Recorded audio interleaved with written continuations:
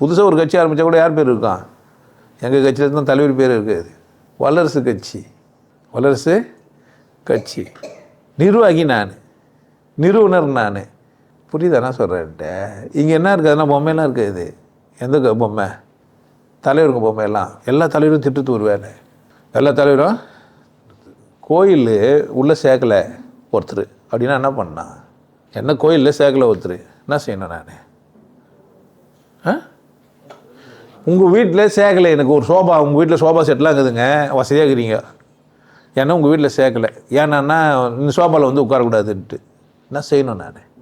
எங்கள் வீட்டில் சோபா வாங்கி போடணும் அப்படி தானே? இல்லை உங்கள் சோபா பிடிக்கணுமா? ரொம்ப சிம்பிளான லாஜிக்குண்ணா. நான் வாங்கிக்கணும் அப்படி தானே? கோயில் இல்லைன்னா என்ன பண்ணேன் நான்? என்ன பிரச்சனை? மூத்தத்தை பேஞ்சு மண்ணை பேஞ்சாக்கா லிங்கம் வந்துடும். புஷ்ட்டு மேலே 2 பூவை கிள்ளி போட்டு சாமி கும்பிட்டு போக வேண்டியது தானே? எவன் சொல்லி கொடுத்தான் உனக்கு? ஏன் சண்டை போடனா? அந்த லூஸ் தான் நம்மளை சேர்க்கலை, என்ன பண்ணலாம்? லூஸு சேர்க்கலாம், சேர்க்கறதுக்கு போயிடணும் அப்படியா? நானே என்ன பண்ணிக்கலாம்? அப்போ என்ன செய்யலை? எதையுமே யோசிக்கலை. புரியுது? அவங்க தலைவங்களாம் உங்களை என்ன பண்ணி வச்சுக்கிறாங்க மண்டையில். ஆனால் நான் என்ன செய்ய போதில்லை அப்படியெல்லாம். ஏன்னா ஒத்துக்க கட்டிப்போது யார் பிரச்சனை?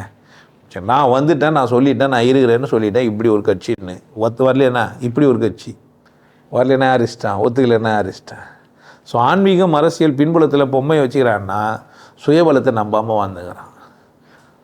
நான் கடவுள் தெரிஞ்சணுன்னா நான் உனக்கு சொல்லலாம், நான் நேர்மையாக இந்த அரசியல் நடத்த போகிறேன், உங்களுக்கெல்லாம் நான் தலைவரை வந்து தாங்க முடியும், உங்கள் நலனில் நான் விரும்பின்னா நான் தலைவர்னு உங்கள்கிட்ட சொல்லலாம்.